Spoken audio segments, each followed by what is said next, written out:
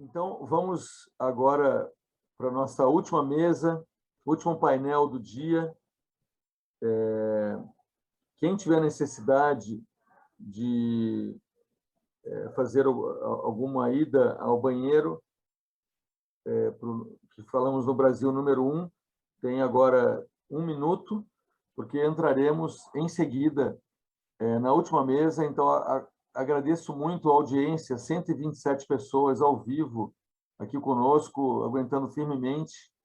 Eu acho que é o momento para a gente fechar o segundo dia do Congresso com a chave de ouro, que é com o painel sobre o desenvolvimento tecnológico e humano de plantas medicinais na região amazônica, que vai ser moderado pelo professor Jair Max Fortunato Maia, que eu vou aqui rapidamente apresentar, e até se montar a mesa, eu gostaria de pedir para Jair, se pudesse estar conosco aqui, só para te apresentar.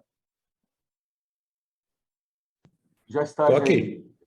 Então, muito bem-vindo, Jair.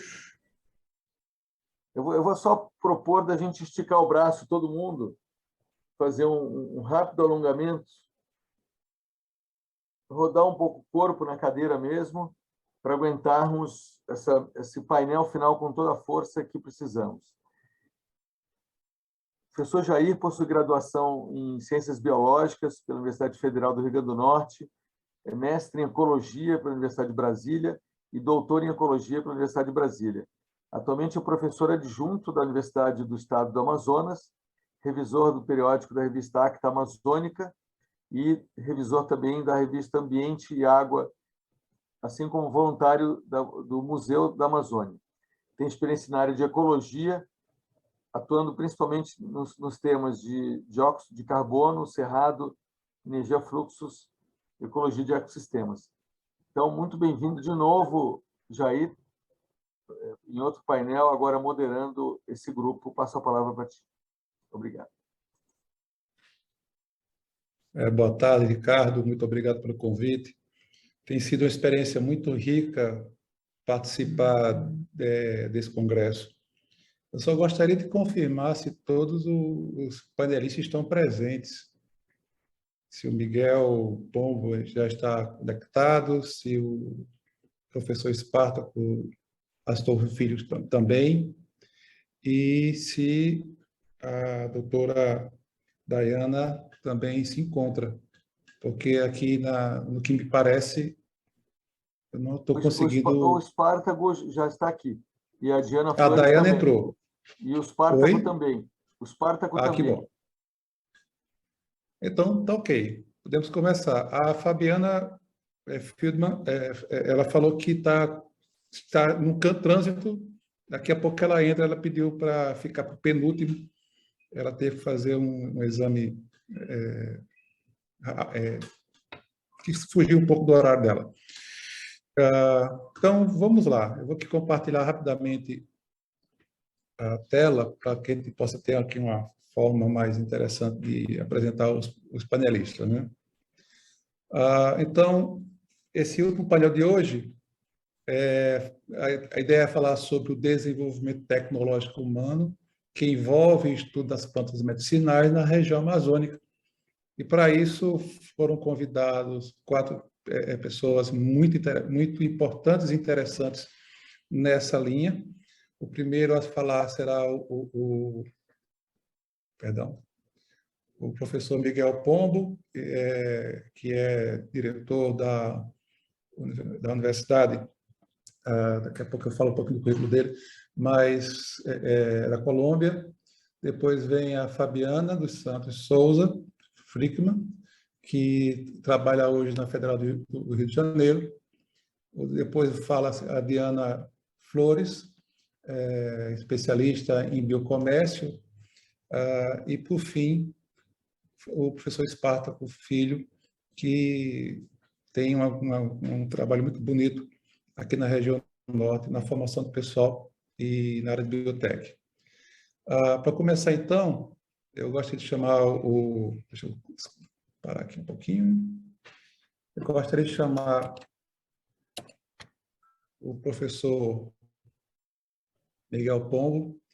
Ele é engenheiro químico da Universidade das Américas, é mestre em ciências biológicas pela Universidade Pontifícia da Javeriana, atualmente é o diretor do Centro de Pesquisa da Fundação Universitária Juan Nepomuceno Corbas, líder do Grupo de Pesquisa em Farmacologia Vegetal e Terapêutica Alternativa dessa instituição, é pesquisador sênior do Colciências, com mais de 60 publicações científicas, em revistas indexadas, muitos livros e capítulos de livros, possui 4 patentes de invenção, uma em âmbito nacional, 3 internacionais, é diretor de cerca de 30 trabalhos de graduação, orientador, já orientou 30 trabalhos de graduação e pós-graduação, é avaliador de projetos com ciência e jurado de várias teses de mestrado, além de ser editor da revista Quarzo, órgão informativo da Fundação Universitária Juan Nepomuceno Corbas, incluída aí em 6 indexadores internacionais. Professor, por favor, fique à vontade. Professor Jair, o professor Miguel ainda não está conosco, ele ainda não ingressou. Não. Perdão, então, pessoal. Dayana, você pode começar, então?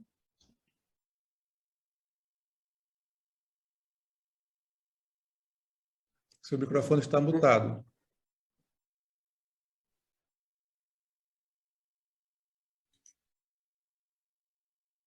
¿Me escucha? Perfeito, Dayana. Voy a poner. Vamos a poner.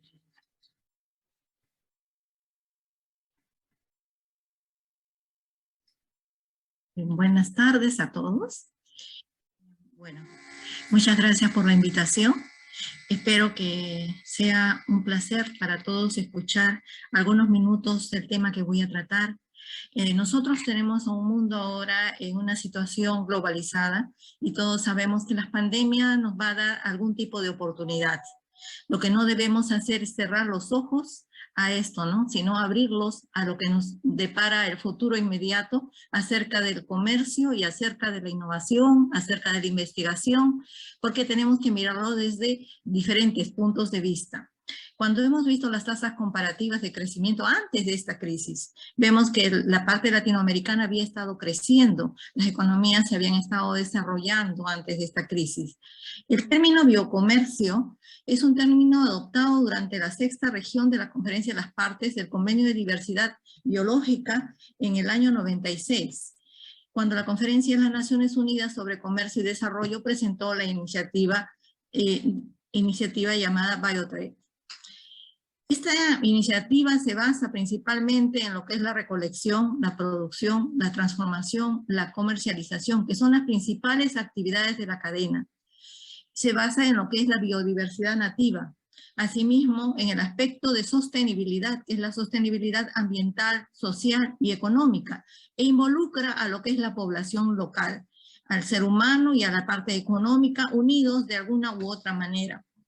El biocomercio también tiene a su lado otros conceptos que se han ido añadiendo poco a poco durante este tiempo. La economía verde o economía ecológica, que considera más los aspectos ambientales y sociales, es más integral. La economía circular, que trata más del ciclo de la vida de los productos y servicios, residuos, materiales y agua y energía, que nos da la opción de un círculo. La bioeconomía, que nos dice la administración, la gestión eficiente de los recursos biológicos en general, lo que habíamos mencionado, el biocomercio o los bionegocios, y la economía azul, que hasta ahora no se hablaba con tanta importancia como ya se da en estos últimos tiempos. ¿Qué es lo especial que tiene? Es el énfasis en el biocomercio, las estrategias y las actividades productivas, la conservación de los recursos, la generación de los beneficios y una distribución equitativa en las comunidades locales e indígenas.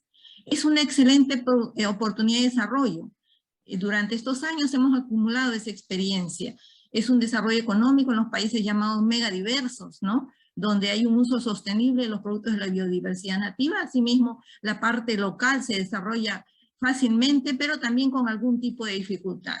El biocomercio se ha convertido en una particular fuente de ingresos en los eslabones primarios de las cadenas de valor, asociadas al ámbito rural principalmente, a las poblaciones de extrema pobreza, y en algunos lugares a las poblaciones que están ligadas al tráfico de drogas incluso, ¿no? Como digamos, una forma de poder cambiar de vida, ¿no? El 2007 con los principios y criterios, tanto el 5 como el 7, porque son 7 principios, enfocados al cumplimiento de las normativas relevantes a nivel nacional y regional, son los que han tomado una mayor claridad acerca de los derechos sobre los recursos naturales, incluyendo los biológicos, incluyendo los genéticos. De esta manera, el biocomercio se vincula a la implementación con el Convenio de Biodiversidad Biológica y se complementa con el Protocolo de Nagoya, ofreciendo un marco internacional para la aplicación y promoción del tercer objetivo del Convenio de Biodiversidad. En esto sería de singular importancia la participación justa y equitativa de los beneficios que se derivan de la utilización de los recursos genéticos. Nos hemos dado cuenta durante este tiempo que el comercio internacional de especímenes y animales y plantas silvestres no debe constituir una amenaza, ¿no? Son 10 billones de transacciones reportadas por las partes en la última década, en las cuales el 78% corresponden a la fauna de animales y el 22% a la flora, que corresponden a las plantas. El principal punto que nosotros vamos a ver dentro del protocolo de Nagoya es el acceso al recurso genético, la participación justa y equitativa del beneficio que derive de la utilización, en eso se conoce como el ABS.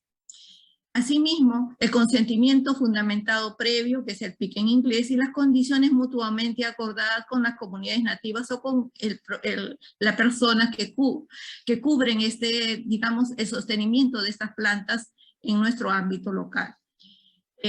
Tenemos también la introducción del acceso a la participación de beneficios. Para una mayor facilidad, hay un kit de información en el cual se basan todos los puntos principales que deben hacerse eco al comienzo, con un acceso y participación de beneficios, los usos de los recursos genéticos, el conocimiento tradicional principalmente dentro de esto, incluso el registro del conocimiento tradicional, ¿no? Las directrices de Bonn, la implementación nacional y el protocolo de Nagoya. Todo esto constituye lo que es el recurso genético que debe de estar vigilado y debe tener un certificado de cumplimiento y reconocido internacionalmente. Pero ¿hacia dónde vamos? Nosotros vamos hacia lo que es la cadena de valor. ¿Qué es lo principal y lo que hasta estos tiempos constituye lo principal dentro de este grupo de plantas medicinales que se estudian o que se van a comercializar? Es la cadena de valor. La cadena de valor que comienza en la biodiversidad. Los recolectores informales, los recolectores formales, los productores y cultivadores. Todos ellos juntos deberían de empezar con un sistema de calidad. ¿Dónde está el principal escollo en esta cadena? En la calidad. La calidad incluso al estudio de la tierra. Por ejemplo, los principales problemas que tenemos en el camino hacia llevar un grupo de plantas medicinales o una planta medicinal hacia el logro de su objetivo final es que esta planta puede estar contaminada con algunos compuestos químicos, por ejemplo, incluso propios del suelo, por decirle el cadmio, que ahora está muy regulado. Tenemos diferentes tipos de metales que podríamos tener, pero últimamente es el cadmio. Entonces tenemos intermediadores, que también los intermediadores, acopiadores, pequeñas empresas van a tratar de tener una capacitación por medio de los organizadores locales, por medio de las personas que van a ser los facilitadores. Todo esto va a involucrar a las personas, va a involucrar a la zona, va a involucrar a todo lo que es el gobierno, quizás regional en ese lugar, o quizás el gobierno un poco a diferentes puntos de vista más grande, dependiendo de la cadena de valor. Pero la importancia de las buenas prácticas de agricultura y recolección se inician desde el manejo que tenemos en la planta, ¿no? Desde el momento que nosotros tomamos la planta, toda la actividad cultural que se hace en el camino para poder hacer la recolección o para poder trabajar con pequeñas cadenas de producción, con pequeños cultivos, porque en cada parte de esta cadena existe el problema de la contaminación, que puede ser contaminación con pesticidas, con dioxinas, contaminación del suelo, contaminación en el aspecto microbiológico propiamente dicho, las aflatoxinas, por ejemplo, ¿no? Vienen las empresas, las buenas prácticas de manufactura, que también deben de tener un tipo de control durante todas las partes de los puntos críticos. Algunas tienen HACCP, otras no la tienen, otras consiguen tener un efecto de HACCP parecido, pero al menos ellos van a controlar todo el proceso de producción. Y llegamos a un mercado de ingredientes naturales donde se deben respetar las buenas prácticas de manufactura principalmente. En este mercado de ingredientes naturales se va a ir a lo que es la industria farmacéutica, cosmética y la industria alimentaria. Muchas de nuestras plantas medicinales primero tienen el uso condimentario, también el uso como plantas medicinales del uso tradicional, y después recién van a dar el salto porque principalmente empiezan desecándose en algunos casos incluso con la ayuda del sol. En otros casos sí ya utilizan un tipo de secado ya a forma industrial, pero también allí se tiene que tener mucho cuidado con el tipo de contaminantes que se puedan producir. Por ejemplo, las acrilamidas, ¿no? Las acrilamidas que anteriormente se decían que estaban en las papas fritas, en todos los productos que estaban tostados, pero que actualmente también las regulaciones nuevas nos hacen eco en que tenemos que nosotros dar mucha importancia a la formación de la acrilamida durante el proceso de secado. No solamente la acrilamida, también tenemos el hidroximetilfurfural, todos ellos ya están regulados. Entonces tenemos que ir viendo en el proceso qué es lo que en realidad pueda pasar con nuestro producto hasta que salga al mercado. Hay un proceso de investigación. En este proceso de investigación no solamente se trata de investigar los compuestos, que son los compuestos que forman parte del producto que nosotros vamos a expender, porque también tienen antinutrientes que podrían estar en las plantas medicinales y que nosotros al poder utilizarla en una cantidad mayor se convierte realmente en antinutrientes. Entonces tendríamos que investigar no solamente los beneficios de la planta, sino qué es lo que contiene también dentro de los compuestos de la planta. La innovación en los nuevos usos y aplicaciones, la forma nueva de usar, ahora la microencapsulación, por ejemplo, que está usándose mucho, y la industrialización que ya da origen a patentes y comercialización. Todo dependiendo de todo el aspecto tecnológico que tengamos en esa cadena de valor. Los estándares que nosotros podemos ver en el camino del biocomercio, tenemos el estándar del biocomercio ético, por ejemplo, que lo tenemos asimismo en algunos productos como la castaña, el aprovisionamiento, respeto a los ingredientes provenientes de la biodiversidad, enfoques dentro de lo que es el ABS, dentro de estas cadenas de valor. Por ejemplo, Candela trabaja con 200 recolectores de nueces en Brasil, incluidas 80 mujeres.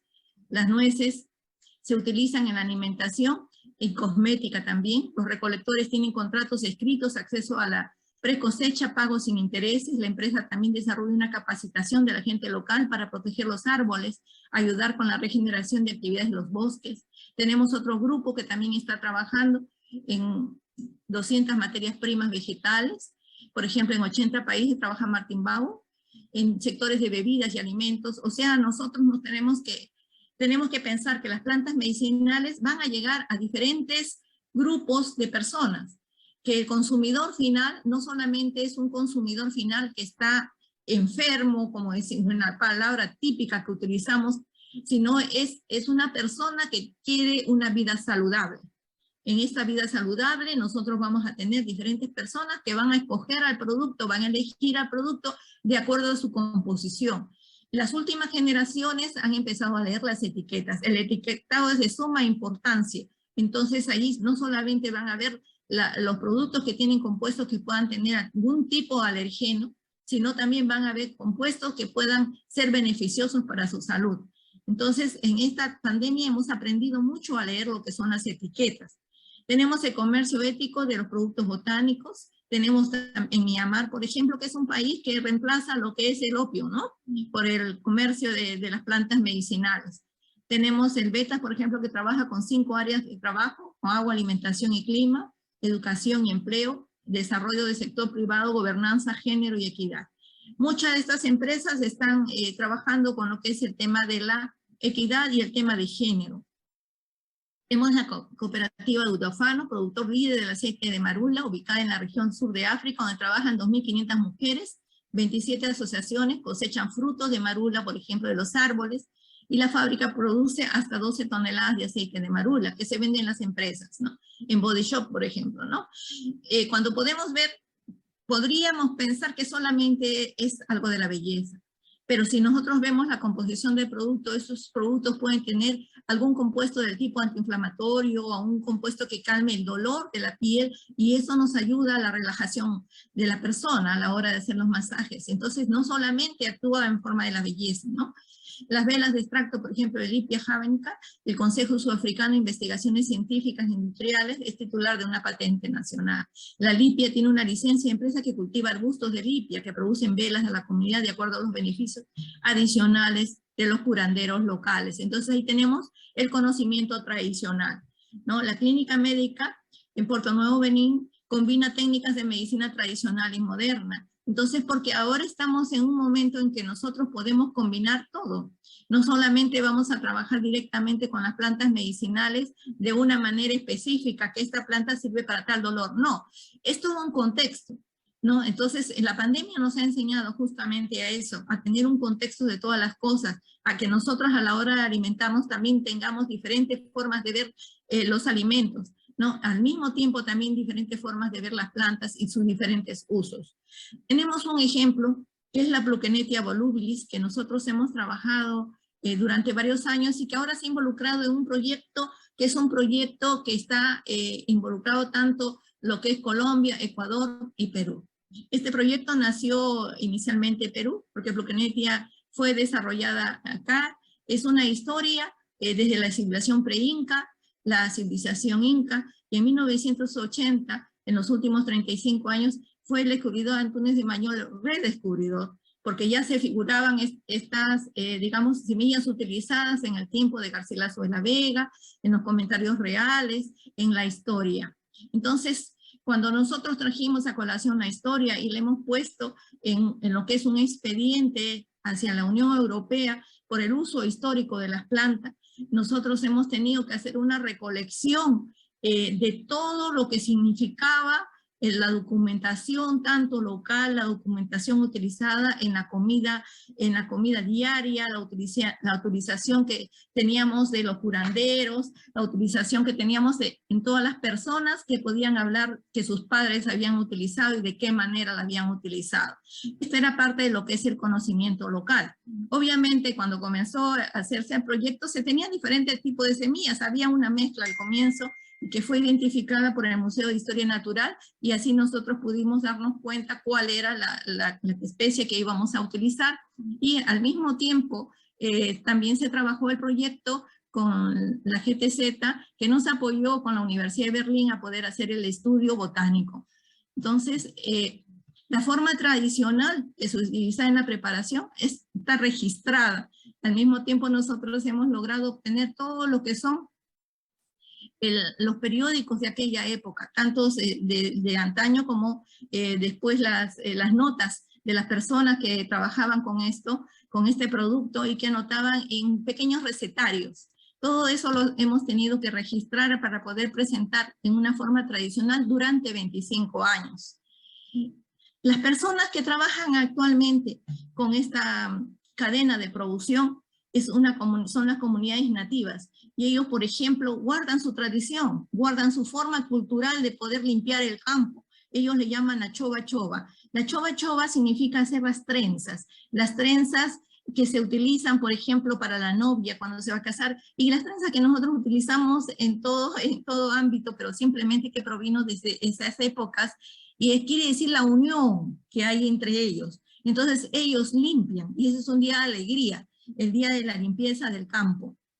También tenemos las buenas prácticas agrícolas, tenemos el almacenamiento, la buena práctica en manufactura, la trazabilidad. Nosotros vemos que se tiene que seguir dándole la información sobre la calidad del producto, la inocuidad, la ausencia de contaminantes, cualquier momento en el cual la temperatura cambie, cualquier momento en el cual las semillas puedan estar directamente al suelo y no deban estar protegidas del suelo, posiblemente se contaminen. Incluso algún animalito que esté caminando por allí. Hemos tenido un problema en un campo orgánico que entró un animalito que tenía un collar, y en este collar tendría pues un pesticida, entonces tuvimos problemas. Estas cosas pueden pasar porque son comunidades locales, ¿no? Entonces, si no se guarda, no tenemos facilitadores que puedan llegar y hablar en su lenguaje, porque lo principal es que ellos le entiendan. Entonces a esos nosotros a veces le decimos un poco a broma que son personas que son traductores locales. No quiere decir que vayan a traducir una lengua, simplemente quiere decir que las costumbres que tengan los proveedores locales también las puedan entender sus costumbres, puedan entender sus miedos, porque a veces tienen algunos miedos, entonces hay que canalizar todo eso para lograr que el producto sea almacenado adecuadamente y que se mantengan los contaminantes fuera del lugar. Hemos seguido todo este proyecto con varias universidades. Entonces, las universidades que han participado, bueno, normalmente participan la agraria, participa la Universidad de Medicina, que en este caso fue la Universidad Cayetano Heredia, y diferentes universidades llevando un proceso muy largo, que fue el proceso Novel Food. El proceso Novel Food quería decir que tenía que ingresar al mercado europeo, y el producto ingresó al mercado europeo basado en su calidad. Las empresas locales lograron tener certificaciones. Participó el Departamento de Gestión de Calidad. Asimismo, logramos que ingrese el producto al mercado americano con una certificación de inocuidad. Es un producto pequeño, si ustedes ven, no es un producto de una cadena muy grande, o sea que es algo que se puede lograr. No es en una comunidad y es en una región pequeña que poco a poco ha ido expandiéndose y ahora se hace en Ecuador, se hace en Colombia, y ahora estamos en un proyecto mucho más grande y se ha llegado incluso a tener muchos avances. Uno de ellos que ya ingresó en el grupo del Códex para ser discutido. Nos hemos reunido con el grupo de Códex virtualmente con Malasia y estuvimos en la misma mesa con China, con India y con Perú. Perú logró ingresar con China, India se quedó, pero es así. Todo eso se basa en los estudios que se desarrollaron durante este tiempo. Todos los estudios y los artículos científicos que se publicaron a lo largo de toda la cadena. Es el esfuerzo de muchas personas, no es el esfuerzo de género, el esfuerzo de los investigadores, el esfuerzo del gobierno en parte, del gobierno local, el esfuerzo de todas las personas y de los organismos de promoción. Asimismo, ha entrado no solamente como un producto que es alimenticio, nosotros acabamos de encontrar a la oleamida, que sería el compuesto que le va a dar ciertas características que en la parte tradicional nos dicen que es para aliviar el dolor de la piel, y la oleamida está presente en algunos productos como la chufa, por ejemplo, que es el Tiger Nut. Asimismo ha entrado en DEPCO, en la ISO, entonces va a participar como producto cosmético. Bueno, tenemos siempre el problema de la biopiratería, que yo creo que todos lo tienen, y ahora tenemos más de 80 países que han implementado los principios hasta la fecha, se han alienado al convenio de la biodiversidad biológica en consonancia con la Agenda del 2030. Tenemos últimamente algunos países que han desarrollado las plantas medicinales, y ustedes se van a dar cuenta cómo el COVID ha traído algunas cosas que nos han llevado al uso, incluso ahora al comercio sur-sur, que es algo que se había olvidado un poco desde los años 70, donde podemos participar todos con este tipo de productos, con este tipo que nos van a llevar a sacar las nuevas cadenas de valor, la vinculación con el comercio y la vinculación a la biodiversidad. Pero existe un ciclo de aprendizaje. Ese ciclo de aprendizaje lo tenemos que llevar a cabo. Tenemos un atajo de desarrollo rural que no existe, una conciencia, una información, una reflexión y una decisión. No se puede cambiar un sistema desde fuera, se cambia desde dentro. Muchas gracias.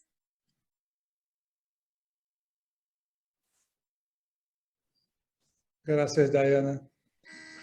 Perdão, eu estava falando sobre o teu currículo, só que o meu microfone estava mutado.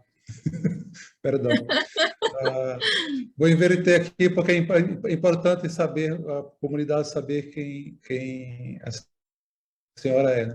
Farmacêutica bioquímica, química farmacêutica, especialista em bioeconomia, né? De farmácia clínica, com pós-grado na Espanha, né? No Japão e Peru, né?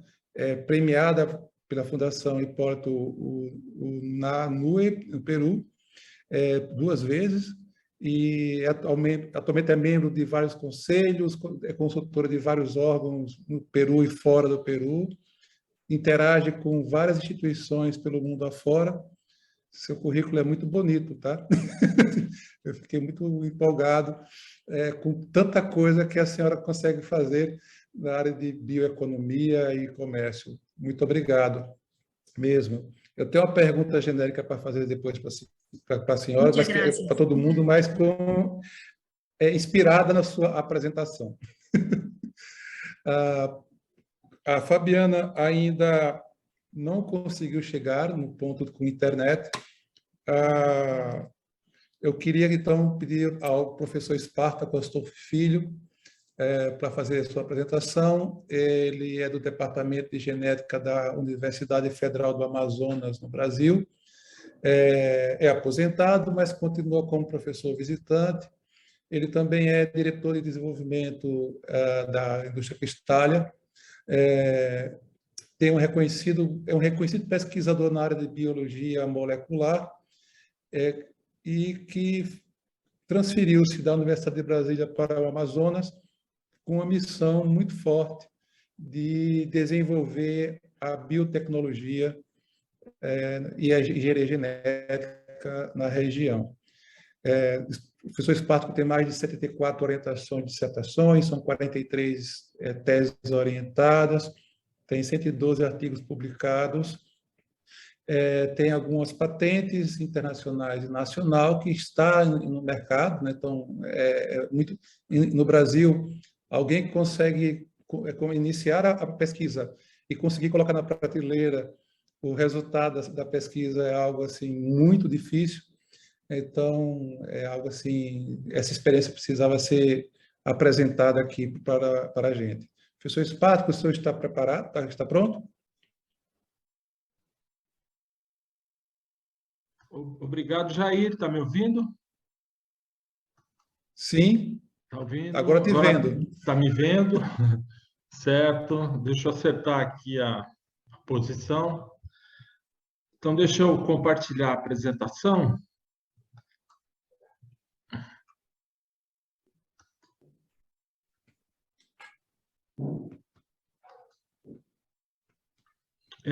Como é que está aí, Jair? Está aparecendo na tela direitinho? Clica aí no livrozinho para poder apresentar para a gente, porque está só para você. Então... Aí embaixo, no canto de apresentação, do lado do zoom, aí de aumentar o tamanho, tem o painel, né, que você clicou para poder projetar, mas está só para você. Se você clicar no livrozinho aberto que tem ao lado esquerdo, você vai conseguir projetar para a gente. Eu não estou vendo. Deixa eu talvez voltar. Cancela Isso. Clica no livrinho aberto. Vai descendo aí, Espartaco. Espera um pouquinho. Aí, isso. Espartaco, embaixo, inferior direito. No canto inferior direito tem anotações e tem 4 ícones antes de chegar no zoom. É o terceiro, da esquerda para a direita. Não, aí tem anotações, depois vem... Tá. Depois dos quadradinhos. Aí, isso, o livrozinho. Depois dos 4 quadradinhos. Mais um. Tem Tá, já vi. Desculpe. Isso, beleza. Tá, mas agora vocês... Agora sim. Tá. Como é que eu tiro vocês da tela agora? Porque está bem em cima da minha apresentação. Espera aí. Consegui. Pronto. Ok. Então, podemos começar. Antes de mais nada, Jair, eu gostaria muito de agradecer a você e a toda a coordenação do evento esse convite para poder participar. Como você mesmo disse, eu sou um biólogo molecular, né? E o que eu tenho feito, na realidade, eu participei, né, de um grupo que desenvolveu a tecnologia de produção de insulina humana e hormônio de crescimento, TAC polimerase, mas são assuntos que, não, digamos, não estão dentro do escopo desse evento, né? Então, eu escolhi esse tema. Eu vou falar um pouco sobre o que eu penso, como é que a gente deveria de uma maneira bastante eficiente, fazer um manejo integral da floresta, fazer o manejo da floresta. Depois eu vou falar um pouquinho do nosso esforço de formar recurso humano para essas atividades, né? Bom, a biodiversidade da Amazônia é algo fantástico, né? Tanto a brasileira como a que está nos outros países, né? Embora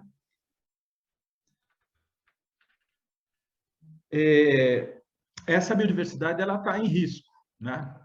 Isso aqui é um mapa que não está atualizado, é de alguns anos atrás, mostrando as regiões que estão em amarelo, né? Essa região amarela é uma região que já está degradada, né? E a gente pode ver onde que as rodovias passam, né? Você vai tendo, então, uma degradação em torno delas, né? Então, tudo que a gente puder fazer para evitar degradar mais, e eventualmente até replantar áreas degradadas, né, é muito importante. E isso passa, não degradar a floresta, passa em reconhecer o valor dela em pé, né, e criar alternativas econômicas. Tá? E, então, inclusive nos últimos anos, com a intensificação do desmatamento, eu fiquei assim, bastante incomodado, apesar de ser um biólogo molecular, né, no sentido de propor alguma alternativa e tentar ajudar com isso. Embora o que eu vou apresentar seja óbvio, e não está sendo feita na Amazônia, está sendo feita em algumas iniciativas apenas.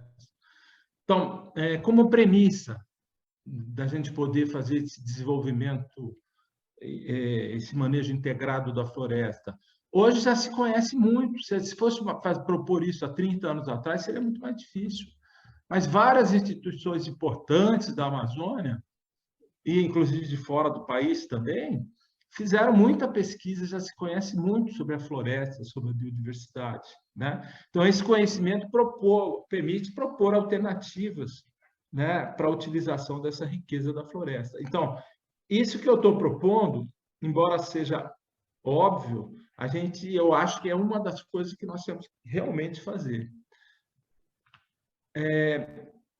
Acho que tem dois modelos em funcionamento de manejo de floresta. Quer dizer, existem outros, mas acho que os dois assim mais estabelecidos é de Mabirauá, né, o Instituto de Desenvolvimento Sustentável, que descreve muito bem, principalmente, né, o manejo do pirarucu, que é muito conhecido, e também faz manejo da madeira, tá certo?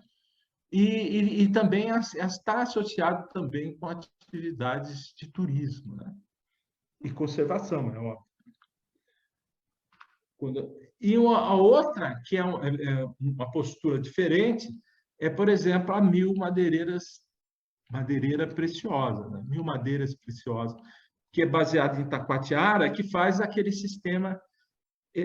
o sistema de manejo de madeira rotativo, vocês conhecem.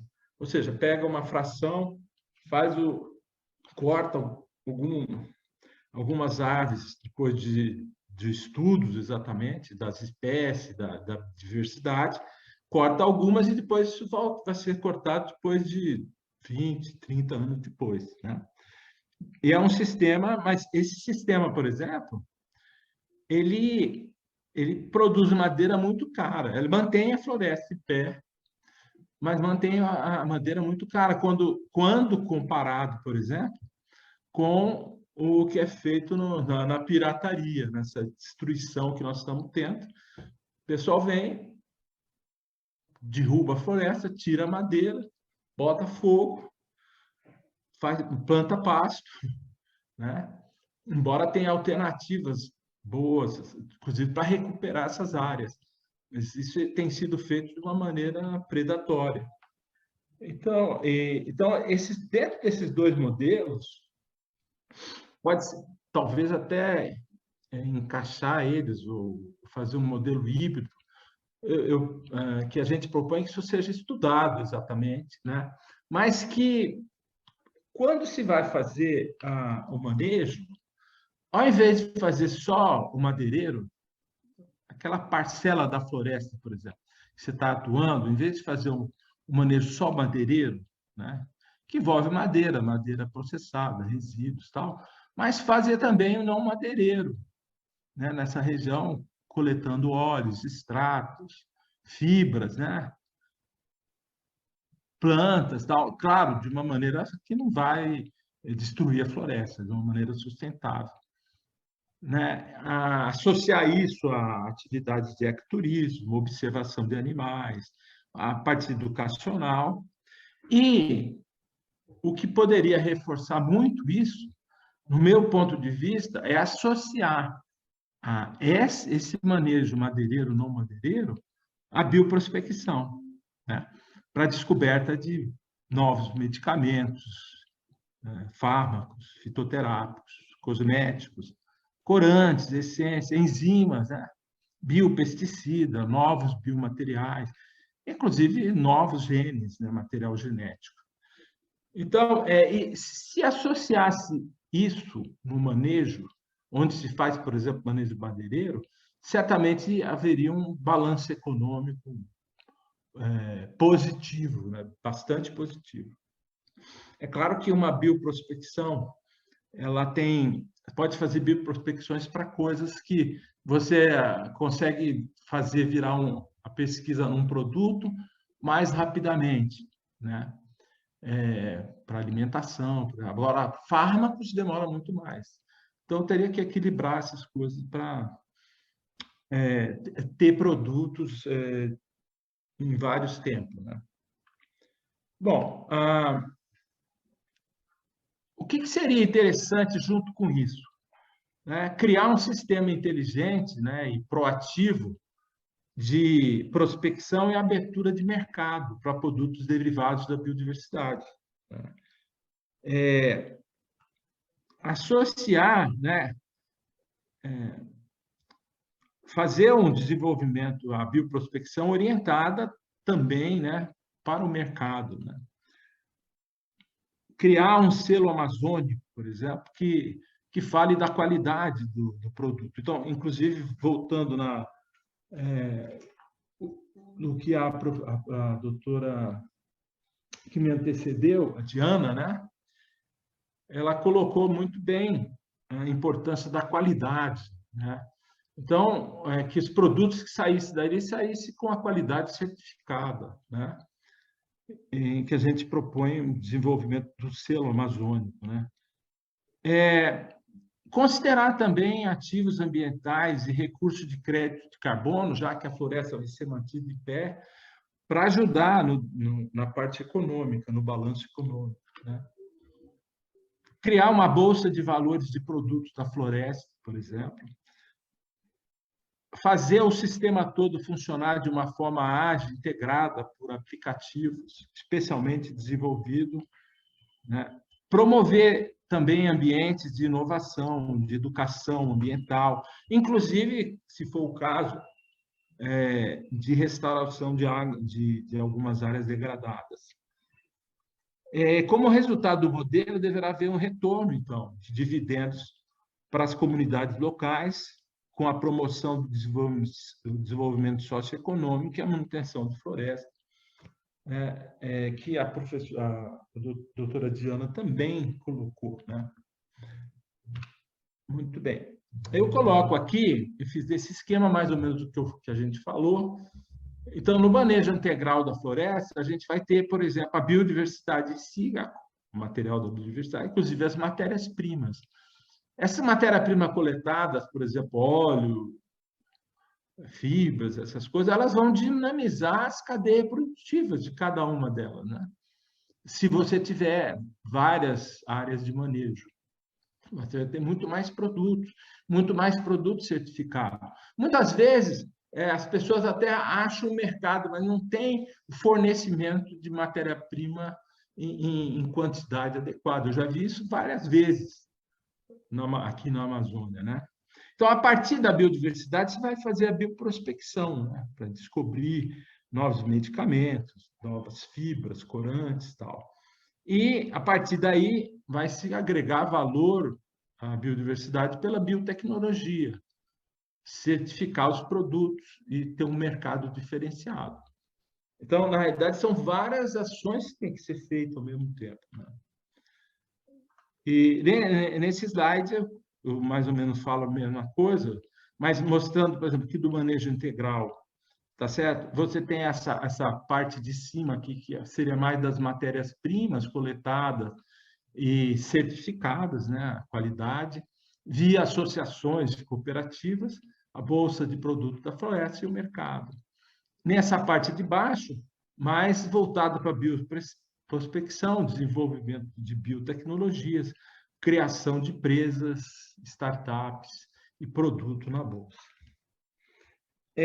Bom, na realidade, como eu sou um biólogo molecular voltado para a engenharia genética e agora educando todos os jovens na área de biologia sintética, eu enxergo isso de uma maneira, digamos, bastante moderna também, né? E não é exclusivo de todos os outros trabalhos que são feitos do aproveitamento clássico da biodiversidade. Mas essa alternativa vai ter que vir com a modernidade, né? Então, por exemplo, a bioprospecção, usando os sequestradores de última geração, modernos espectrômetros de massa, né? Fazendo a parte genômica, proteômica e metabolômica, tá certo? Descobrindo novos genes, novas proteínas, novos compostos nunca antes descritos. E, eventualmente, fazer isso lançando a mão de robôs de inteligência artificial. Eu estava lembrando, quando estava olhando esse slide, eu fiz o mentor do meu pós-doc de Manchas, né? Agora ele está em Cambridge, né? E é titular. E no grupo dele eles estão desenvolvendo 2 robôs, né? Um robô é exatamente para fazer bioprospecção, né? Vai desde a coleta produção de extrato até a parte de determinação das substâncias, tudo robotizado. E um outro é curioso, é um robô que eles estão ensinando a formular e testar hipóteses, né? Eu estou para voltar lá visitar eles e, eventualmente, até conseguir uma colaboração. Inclusive, eu acho que seria bem-vindo, né? Inclusive, num projeto desse, os nossos colegas dos países vizinhos, né? E também dos outros países, né? Mas isso seria também uma iniciativa bastante integradora, né? Bom, com a bioprospecção e a biotecnologia, a gente agregaria valor à biodiversidade, e aí lançaria a mão de todas as armas, então, inclusive da biologia sintética atual, né? Isso associado a atividades de inovação e empreendedorismo, criação de empresas, né? E para um mercado diferenciado, vai receber coisas que são feitas a partir da floresta e que tem o objetivo também de conservar a floresta, né? E, inclusive, o próprio manejo pode ser gerenciado com modernos aplicativos e até inteligência artificial. Bom, isso é um esquema já antigo de um capítulo que eu escrevi, mostrando que a gente pode fazer a bioprospecção a partir das ômicas, né? Descobrindo genes, proteínas e novos metabólicos, usando esses equipamentos de última geração.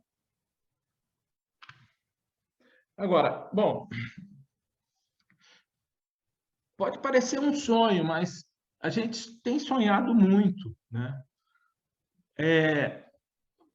Para chegar nesse ponto e, digamos, ter a ousadia de propor isso, a gente passou, digamos, mais de 20 anos formando gente nessas áreas, né? E aqui o professor Jair foi uma pessoa que participou da criação e, digamos, estabelecimento, a consolidação da rede Bionorte, que hoje tem um programa de pós-graduação e em doutorado, nível de doutorado, em cerca de 30 instituições, as mais importantes da Amazônia Legal, né?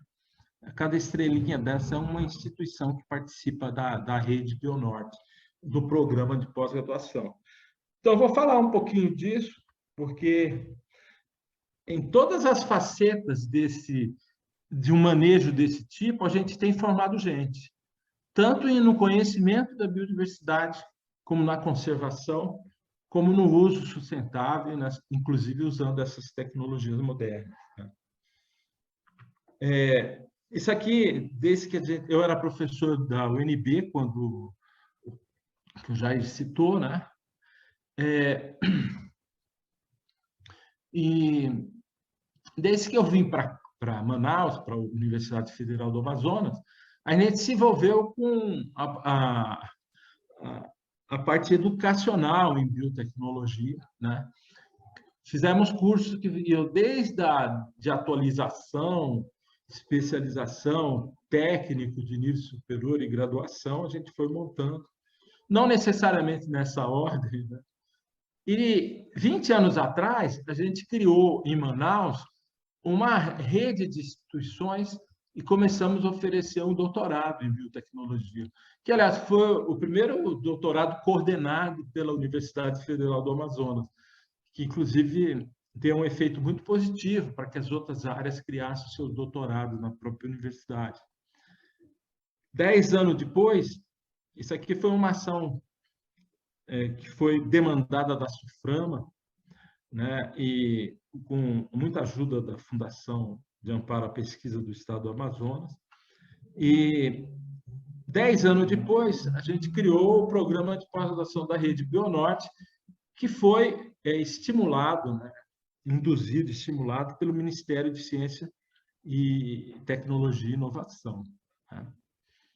Então, mas isso apenas, observe bem, são duas redes. O PPG Biotech é uma rede local e o PPG Bionorte é uma rede amazônica, né? Que, inclusive, a PPG Bionorte foi coordenada.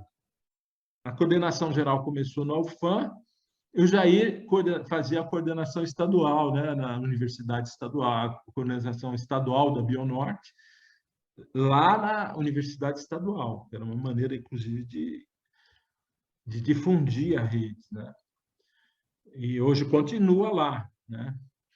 E depois a coordenação geral foi para a Universidade Estadual do Maranhão, com a professora Patrícia, e hoje está na Universidade Federal do Pará, com o professor Sandro Pecari, né?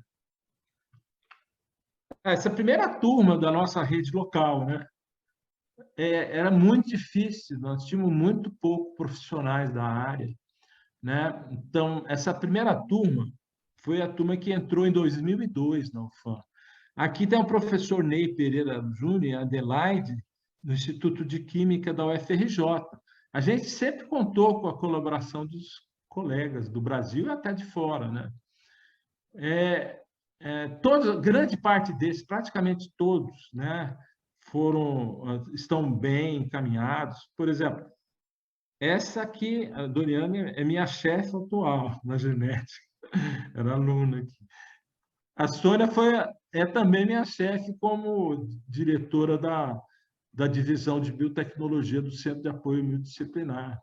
Então, só para mostrar, né, que o pessoal já da primeira turma estão todos estabelecidos. E no começo era só de uns anos para cá, de uns 3 anos para cá, que começaram a sobrar doutores. Viu? Mas ainda não está sobrando muito. Viu? Depois, digamos, de 20 anos de trabalho. Sobre a rede Bionorte, olha aquilo que eu falei para vocês. Olha. Aqui são o número de porcentagem, né, de alunos, de doutorandos por linhas de pesquisa. Né? Então, 26% se dedica ao conhecimento da biodiversidade, especialmente daquelas espécies de potencial aplicação econômica. 25 em tecnologias de conservação e cerca de metade na bioprospecção e desenvolvimento de bioprocessos e bioprodutos. Isso dentro do programa de pós-graduação da Rede Bionorte, né? Aqui tem alguns números dessas duas redes, a gente vai passar bem rápido, que já está terminando. Não estão ainda totalmente atualizados, né, do ano passado, né? Então, a Rede Bionorte é bem mais ampla, né? A PPG Biotech começou em 2002, hoje tem 5 instituições de Manaus, né, atuando, a nossa rede local, e a Rede Bionorte da ordem de 30 instituições, né? Aqui são quase 200 docentes. Aqui nós temos 35. E essa parte, alunos matriculados hoje. Houve uma expansão, né, da entrada de alunos recentemente, inclusive na Bionorte. Tem 510 alunos, doutorandos.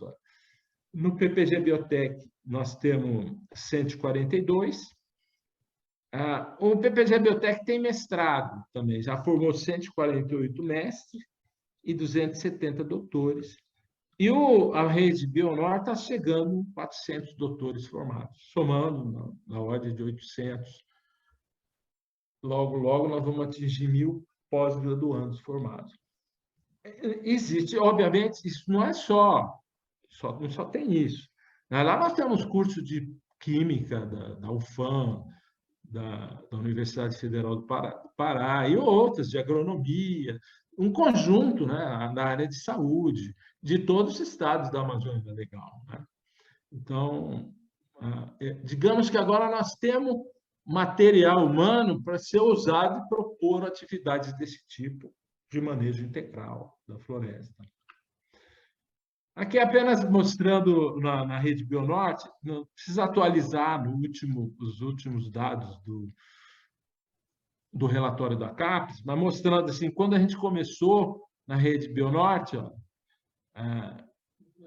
os professores publicavam cerca de 30 artigos, né?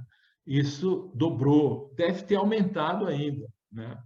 Não tem os últimos dados. Já ele deve saber mais, porque ele continuou mais tempo na coordenação.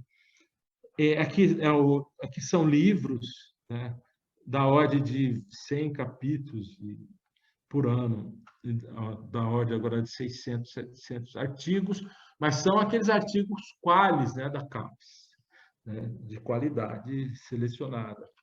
E, por exemplo, no começo, olha só, todo mundo da Bionorte já tinha 3 patentes. Aí nós criamos, inclusive, o curso de gestão da inovação, né, de bionegócios, e fomos estimulando, e isso foi aumentando. E estou muito curioso de ver o resultado do último relatório, né? Então, quer dizer, o que a gente fez, na realidade, muito, nesses 20 e tantos anos, foi formar muita gente. Então, agora a gente tem bastante confiança que com esse pessoal, com a colaboração de nossos pesquisadores das outras regiões do país, dos nossos vizinhos internacionais, a gente possa fazer realmente grande diferença aqui para a Amazônia e manter essa floresta de pé, criar, então, como a própria professora falou, né, a professora Diana,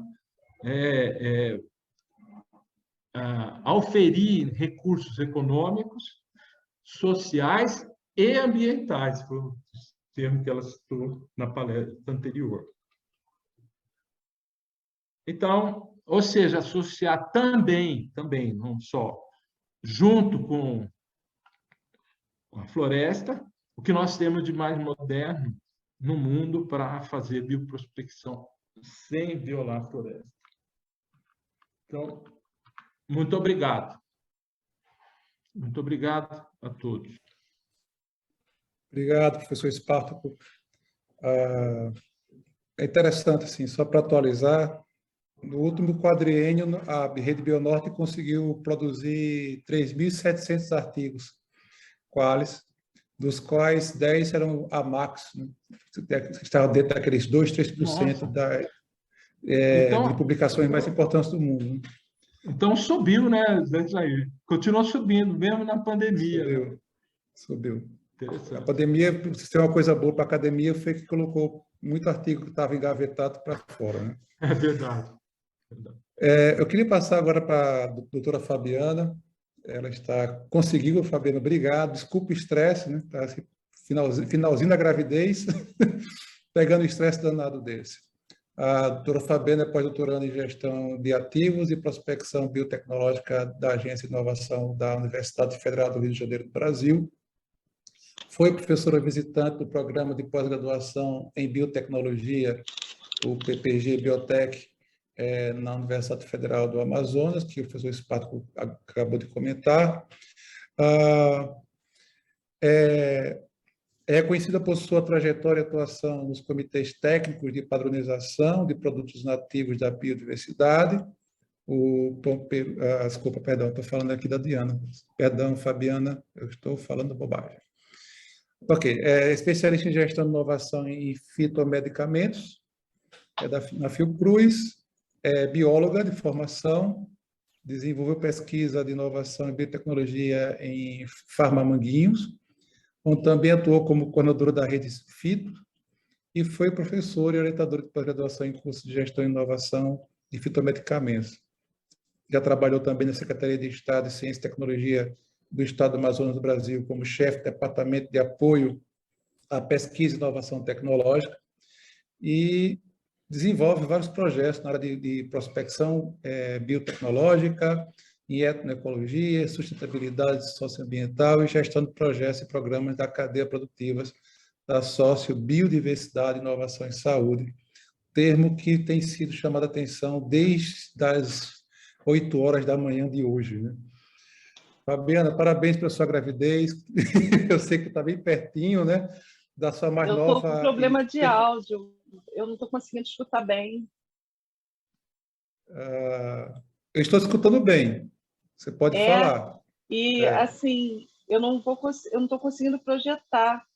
Será que vocês conseguem projetar? Você quer mandar pelo WhatsApp? Já mandei. Você mandou para mim ou para quem? Mandou para o grupo lá? Para você. Tá, só um instantinho, por favor. Boa tarde a todos, já quase boa noite, né? Grande honra estar aqui com vocês nesse espetacular evento que eu estou aprendendo muito com grandes especialistas, né? Que estão sendo muito solícitos em estarem aqui passando um pouco das suas experiências. E hoje nós tivemos palestras maravilhosas, né? Inclusive as dessa mesa, pessoas partas, gostei muito de ver o pessoal aí do PPG Biotech, eu tenho um grande carinho, também professora visitante da casa e sempre pesquisas brilhantes de toda a equipe. Vamos ver se a gente consegue aqui projetar. Só que tem que tirar... só que essa daí tá errada. Desculpa, tem que tirar. Tá.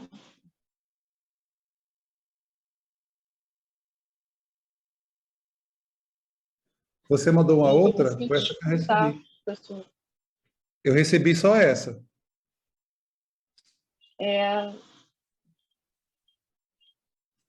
Desculpa pela confusão. Hoje foi um dia bem complicado. Você quer tentar mandar novamente? Eu vou tentar sim mandar novamente. Só um minutinho, tá? Eu peço desculpa a todos, né, por esse imprevisto aí. E que não tire a qualidade do evento nem da apresentação. Também queria agradecer a todos o convite, a toda a organização, né, ao Dr. Ricardo, Guelma, Cabicim, todo o evento que está de parabéns aí com a organização. Eu que dei uma desorganizada, mas peço desculpa a todos, principalmente aos nossos queridos, né, membros que estão participando dessa mesa. Só um minutinho que eu já estou te mandando.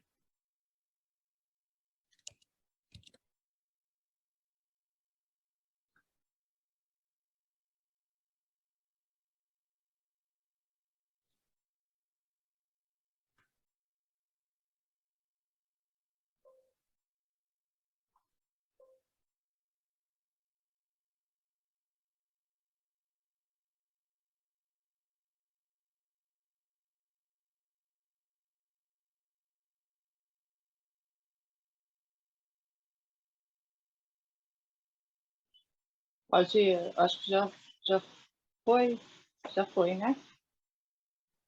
Ainda não, está no meio do caminho. Chegou. Nossa, a gente está uma sala cheia, né? Legal. Professor Armando Cáceres, boa noite. Diana Flores, Mariana Morganas, Marta Vilar. Uma honra estar com todos vocês aqui. Parabéns pelas palestras também. Você está enxergando aí? Então, a gente pode começar. O senhor passa para mim, professor Jair. Muito obrigada também por estar mediando essa mesa. Então, a minha palestra é sobre Management, Integrations and Innovations in the Productive Chains of Medicinal Plants in the Brazilian Amazon. Meu nome é Fabiana Frick, dos Santos de Souza Frickman, sou doutora em Biotecnologia Digital, pós-doutorando da Agência de Inovação da UFRJ. Pode passar, professor? Então, nós percebemos, né, que existe muitas falas de se o potencial amazônico é real ou não dessas plantas medicinais que existem, tanto na Panamérica como na Amazônia, se o que é falado é realmente verdade. E se a gente faz uma linha do tempo, a gente percebe que esse potencial ele já gerou muitas divisas, muita economia, pelo menos para o Brasil, né? Em 1870 a 1920, a Amazônia ela teve hegemonia na exportação da borracha, né, da Aedes brasiliense. Em 1921, a Antártica ela desenvolveu o processo de retirada da astringência do guaraná, que hoje a gente sabe que é uma importante planta medicinal, Paulínia pano, né? Pano, e que também já está até autorizada pela Anvisa, já tem monografia. Em 1941, teve a exploração do pau-rosa, a Nibia roseadora, devido à presença do linalol, que é o constituinte principal do óleo essencial e também do perfume Chanel, número 5. Em 1990, começa a exploração da Uncaria tomentosa, a unha de gato, que ela é reconhecida na Relação Nacional de Medicamentos Essenciais, com composição farmacêutica de 0,9 mg de alcaloides oxindólicos e pentacíclicos em cápsula, 0,9 mg de... E aí tem outras formulações também, comprimido e gel, né, mas que é um produto que já está no SUS, já é comprado, e tem uma cadeia produtiva pequena no Brasil, né? Ela existe no Brasil, a planta, na Amazônia brasileira, no Amazonas, no Amapá, mas que no Peru essa cadeia produtiva é muito melhor organizada. No século XX, XXI, né, nós tivemos a comercialização em larga escala de diversos óleos e manteigas vegetais com propriedades farmacêuticas e farmacêuticas, como a copaíba, andiroba, castanha da Amazônia, murumuru, cupuaçu, entre outros. Mas a validação científica e a presença dessas espécies na farmacopeia, pelo menos no Brasil, ainda não é possível, ainda não existe. Então, um dos propósitos também desse congresso é a gente unir esforços para poder validar o potencial medicinal dessas espécies, que são muito exploradas no século XX, XXI, com propósitos de cura, né, e tratamentos, para que eles possam também ser produtos fitoterapêuticos e estarem também nas drogarias, né, nas farmácias do mundo todo. Pode passar, professor. Professor Jair, obrigada. Então, a gente tem diversas plantas que têm potencial de sucesso farmacológico na Amazônia brasileira e também na Panamérica, como a andiroba, copaíba, o crajiru, o abacaxi, o maracujá, a unha de gato, a castanha da Amazônia, a castanha do Brasil, como também outros falam, né? O guaraná, o xambá, que é a Justiça pectoralis, a uva da Amazônia, o mapati, e muitas outras que nem foram investigadas ainda suficientemente, o potencial medicinal, que ainda está mais no campo empírico e também no campo da tradicionalidade. Temos o buriti, o açaí, o babaçu, o abacaba, o patauá, o pupunha, o tucumã, o crajiru, desculpa que eu repeti aqui, o urucum, puxi amarelo, bacuri, cubil, cupuaçu, genipapo, jambu, jucá, morumuru, sacaca, saracuramira, cumaru, cuba, entre outras diversas plantas. Esses são os nomes populares no Brasil, mas que mais na frente eu vou falar um pouco sobre os nomes científicos também. Então, diversas plantas que foram citadas aqui, elas são fontes naturais para a formulação de produtos.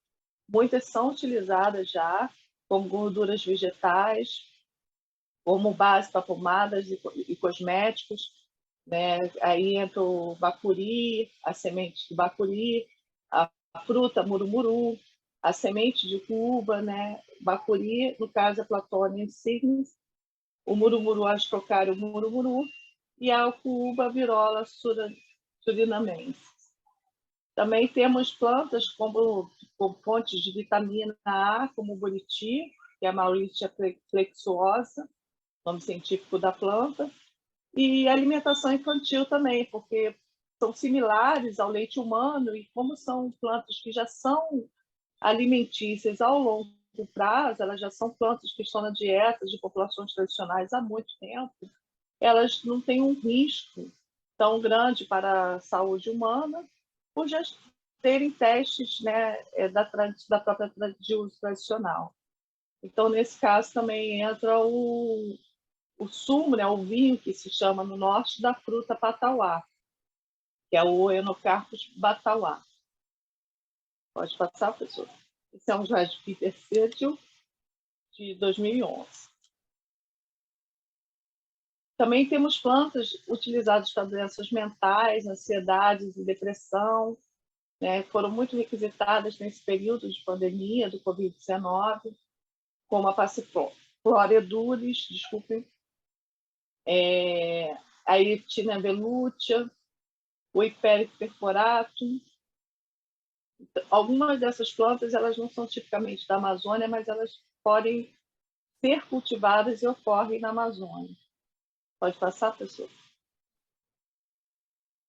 Então, aqui também a gente tem o açaí, né? O açaí, ele, apesar de ser mesmo sendo um rico alimento, né? Ele é rico em antocianinas, que são antioxidantes. Então, ele também pode ser um corante, como também o crajiru, que também pode ser um corante, mas também é uma planta muito indicada na região norte do Brasil para infecções, tanto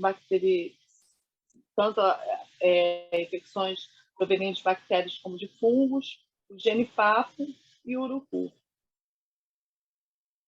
que é a bicho orleans, né? O genipapo também é utilizado para tinturas. Então, tem outras plantas que são utilizadas como desinfectantes bucais, gargarejos, como a salva do Marajó, o ósimo gratíssimo, que é uma planta cosmopolita, tem em todo o Brasil, né? A lipecidoides e o Plectocampus amboínicus. E é interessante entender que essas plantas, o principal delas que é o ativo, né? E no caso para fins farmacológicos.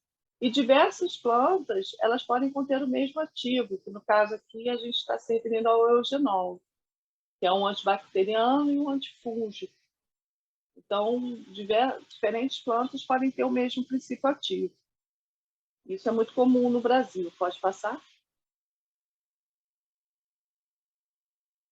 Então, também tem a vísmia, que é uma planta que é muito boa para a regeneração de áreas degradadas.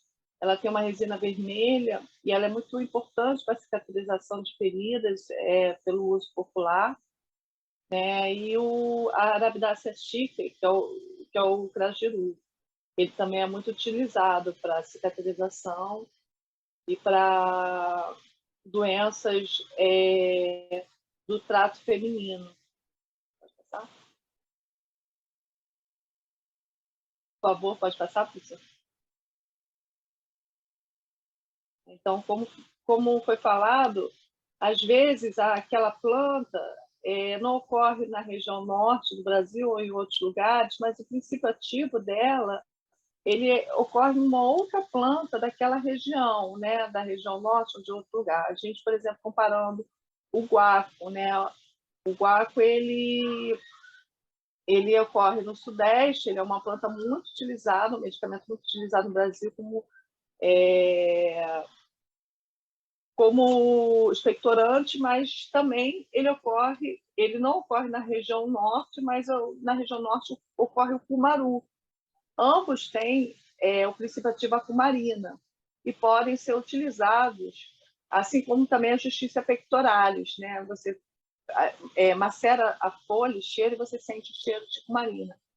E ambos podem ser utilizados para doenças respiratórias. Assim como doenças hepáticas também, né? A capeba é muito utilizada, isso pelo conhecimento popular, né?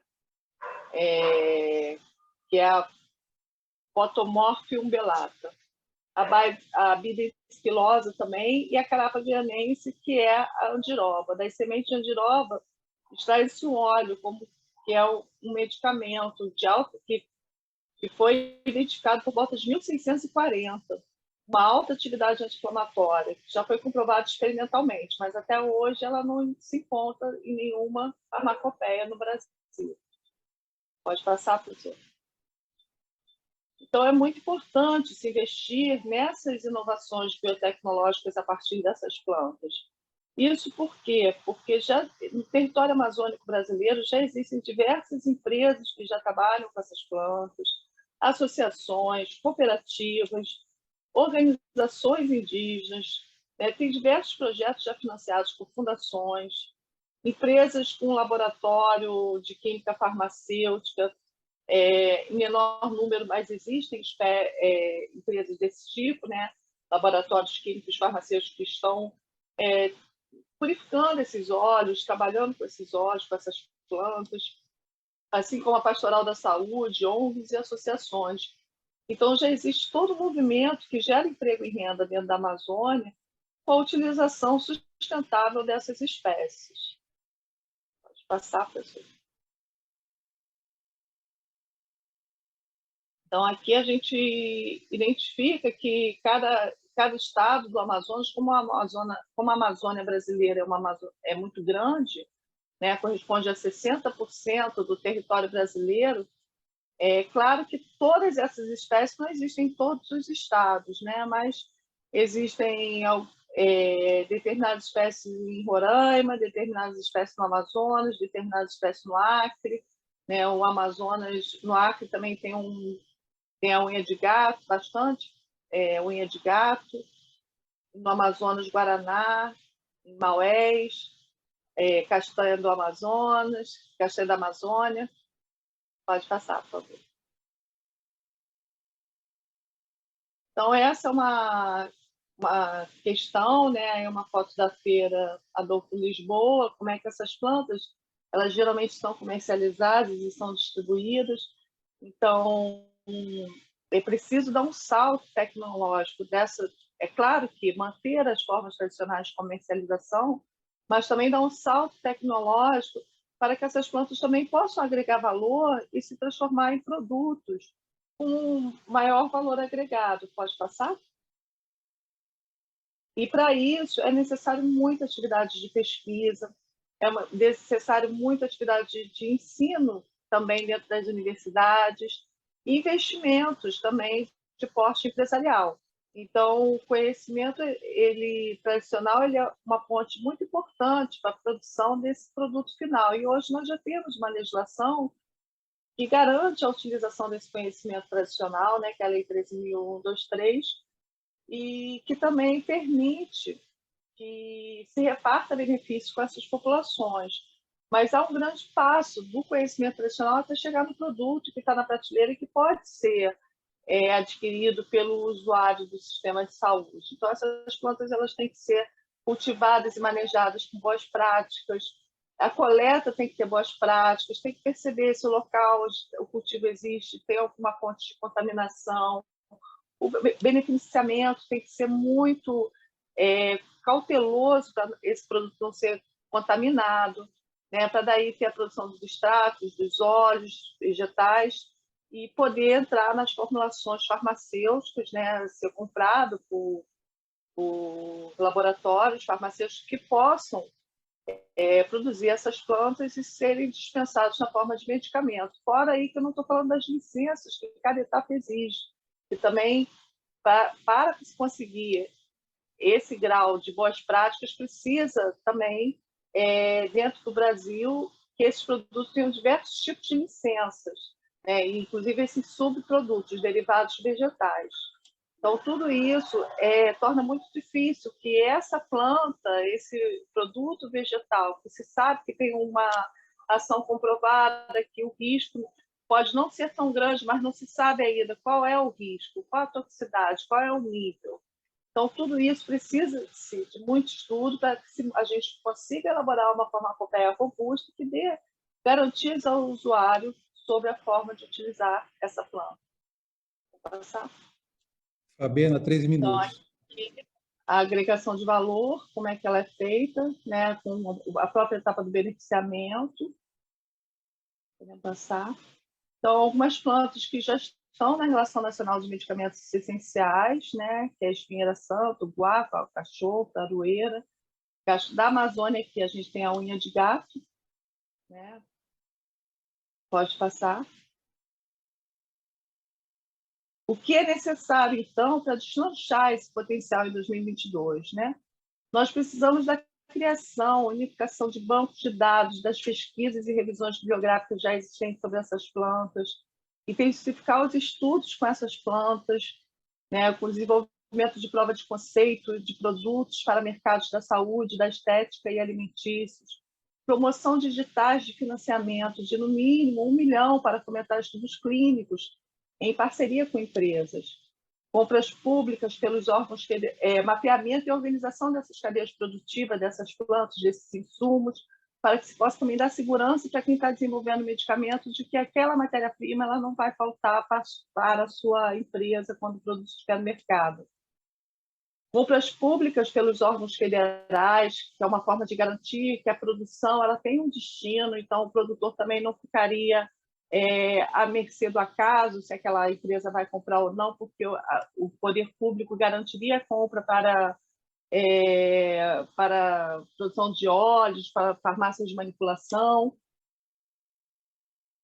com um preço mínimo, como é feito, por exemplo, para merenda escolar e farmácias vivas, e capacitação dos produtores sobre boas práticas de produção para os agentes.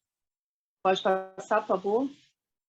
Então, em termos de ciência e tecnologia, eu acho que já foi muito bem falado pelo professor Spark, que o Brasil ele ganha muita competência desde 2090 em biotecnologia, mas ainda são necessárias políticas públicas que fortaleçam as iniciativas de interação entre os elos das cadeias produtivas, em redes, em consórcios. Esses projetos precisam estar estruturados de forma multidisciplinar, com planejamento técnico da execução e gestão continuada do projeto até o final, pensando que esses projetos não são projetos de curta duração, são projetos que levam, no mínimo, até uns 15, 20 anos de duração. Então, são projetos de longo prazo e precisam ser fomentados do início ao fim, né, até que eles possam ser sustentados. E só assim a gente consegue a promoção do desenvolvimento local, que inclui também o desenvolvimento tecnológico e humano. Uma forma que está sendo muito utilizada no Brasil de agregar valor aos produtos da biodiversidade hoje são as indicações geográficas. Na Amazônia brasileira, a gente já tem hoje a indicação geográfica do Guaraná de Maués, que é da espécie Paulínia cupana. Na variedade Sorbilis, também temos uma outra indicação geográfica, que é a do consórcio de produtores de Sateré-Maué, que é dos pães de Guaraná, que é aquele Guaraná em bastão, que é ralado na língua do pirarucu. Temos também a produção de Cruzeiro do Sul, do Vale do Juruá, da farinha de mandioca, e também a do Arini, que é uma farinha típica da Amazônia brasileira, muito saborosa, e o abacaxi também de Novo Remanso. Então, a gente já tem algumas formas de agregar valor. É importante também entender que essas plantas no Brasil, né, os produtos derivados dessas plantas no Brasil, eles podem ter diferentes mercados, não só o mercado fitoterapêutico, né, de fitoterápicos, mas eles podem ser utilizados na acupuntura, né, como nas moxas, eles podem ser utilizados como insumo da homeopatia, eles podem ser utilizados como insumo da medicina antroposófica, eles podem ser utilizados como insumos das práticas corporais, né, óleos para a medicina tradicional chinesa. Na ayurvédica também pode ser utilizado, né, as plantas amazônicas ou as plantas da Panamérica. Então, na naturologia. Então, em diversas terapias que hoje existem e são contempladas pelo SUS, nós podemos estar ofertando as plantas da Panamérica, né? É uma mudança de insumos que são necessários. Então, a gente tem um banco de dados muito interessante, né, que o professor Sparto também comentou, que é o banco de dados da Bionorte, é um banco de dados público.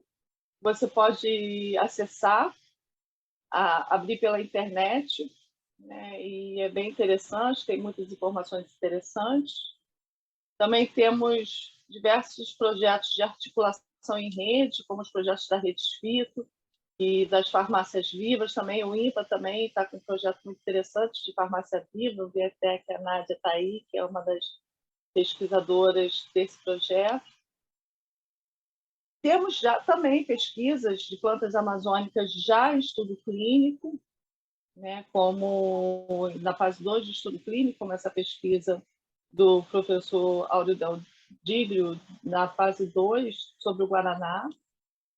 É bem interessante. Então, nós já andamos muito e precisamos agora de uma oportunidade para que essas plantas elas consigam realmente serem validadas quanto a esse potencial medicamentoso, né, esse potencial terapêutico, e possam estar nas prateleiras e toda a população, não só brasileira, não só da região norte do Brasil, tenham acesso a esses novos produtos que são muito importantes para a saúde da população e também podem ser acessíveis por um preço mais em conta, né, se tudo for bem estruturado e bem organizado ao longo prazo.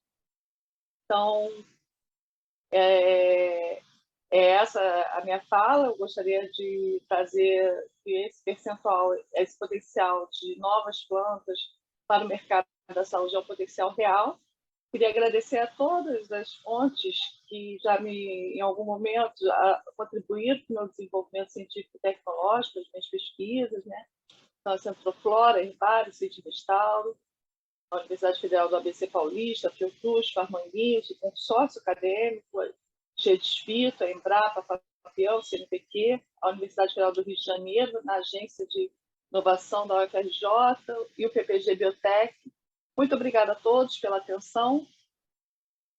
Pode passar?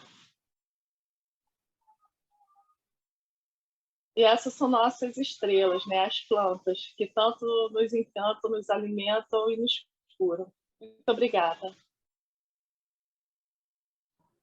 Obrigado, Fabiana. Muito legal, né? Você consegue ouvir agora direito? Massa. Nós temos aqui uns poucos minutos, 1 minuto mais ou menos para cada um. Eu queria retomar com a Dayana, depois da Fabiana, para as considerações finais de despedida desse dia tão intenso que foi. Eu queria que vocês se despedissem pensando como é que a gente consegue criar uma cadeia produtiva, pensando que precisa desenvolver tecnologias para que ela possa agregar valor, mantendo esse padrão de rastreabilidade. Olha que pergunta difícil, hein? Mantendo esse padrão de rastreabilidade, mas com repartição dos lucros, né? É comum a gente perceber que quando se descobre uma planta, uma empresa, quando ela é sucesso, uma empresa explora, mas o conhecimento tradicional não é valorizado nessa história. Como é que a gente conseguiria, no mundo ideal, construir essa cadeia de valor mais igualitária, caindo dentro dessa perspectiva que eu preciso qualificar as pessoas para que isso possa acontecer? Professora Dayana?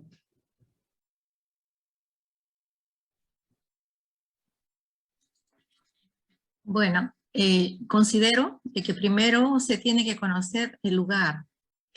O sea, conocer el lugar y tratar de interpretar todo lo que significa el conocimiento tradicional en función a lo que ellos han cuidado, la biodiversidad. Porque ellos han conservado la biodiversidad durante un tiempo bastante largo. Al mismo tiempo, ellos han podido brindar ese valor a la parte tradicional que nosotros vamos a utilizar. Entendamos qué es lo que van a hacer ellos. Vamos a poder darnos cuenta si es que ellos han podido transmitir también el conocimiento. Cuando registramos el conocimiento, nosotros vamos a poder valorar. Y no solamente es el hecho de que valore el empresario que va a ir a trabajar al lugar, sino también es el hecho que valore todos los entes relacionados, tanto los investigadores, tanto digamos, los gobernantes, y en ese momento darle el valor. Ahora, ¿cómo se va formando el valor durante toda la cadena? Va considerándose para que sea sostenible de que tengamos un precio inicial concordado entre la persona que está dando ese conocimiento, en ese caso sería una comunidad, y nosotros. Entonces todo se tiene que conversar en una mesa técnica. En esa mesa técnica donde están sentados no solamente los del grupo que están realizando la extracción, sino están sentados también los del grupo que están trabajando diariamente ese producto, porque eso va a impactar no solamente en la cadena productiva, sino en su bolsillo de la canasta familiar. Entonces, poco a poco se va juntando todo lo que va a dar el valor, y de esa manera vamos a propiciar un precio que va a mantenerse durante un periodo de tiempo largo, porque hay momentos de subidas y bajadas de las cadenas productivas, y en ese momento las extracciones van a tener que mantenerse a ese precio. Entonces, dando valor, y va a hacerse sostenible en el tiempo, ¿no? Yo pienso de que todo va y se va añadiendo valor en cada paso de la cadena conforme se va creando nuevos productos. Muchas gracias. Espartaco, rapidamente, suas considerações finais.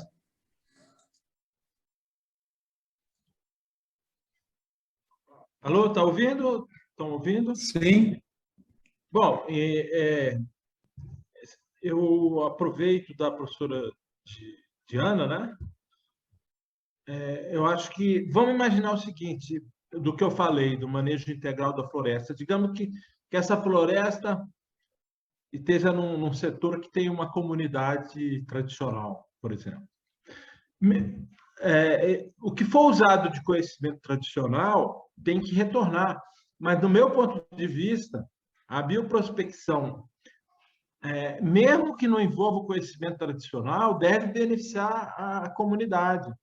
Então, no meu ponto de vista, tem que realmente sentar os atores que vão envolver e fazer um contrato, criar a oportunidade deles desde a prospecção e retornar dividendos de acordo com o contrato que tem que ser estabelecido entre as partes. É isso, Jair. A resposta. Muito obrigado, Espartaco. Valeu. Fabiana? Eu acho que nesse momento que a gente está vivendo, pelo menos no Brasil, a gente tem uma legislação, né, que garante a repartição de benefícios, mas eu acho que o principal é a gente legalizar cada etapa da cadeia produtiva, né? Então, a gente conseguir legalizar as terras onde estão sendo produzidas essas plantas medicinais em larga escala, né? Conseguir que essas plantas elas virem insumos farmacêuticos, né? Porque então esses insumos eles precisam estar cadastrados na Anvisa. Então, perceber que essas oportunidades elas não são apenas para as regiões mais favorecidas do Brasil, mas que elas devem também ser oportunidades para a região norte, e onde essas plantas estão. Não tem necessidade dessas plantas gastarem um valor vultuoso de logística para poder chegar em grandes centros, como Rio e São Paulo, para serem beneficiadas, e daí se soma mais um montante para elas poderem ser produzidas em laboratórios, às vezes até fora do Brasil.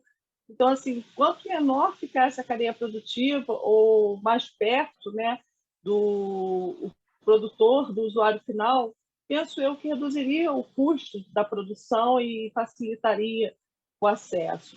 E a ideia é que beneficie a todos os elos da cadeia, desde da população tradicional, que seria a base e a fonte do conhecimento, não só porque eles iriam também ser produtores, mas também por repartição de benefícios, porque eles conservaram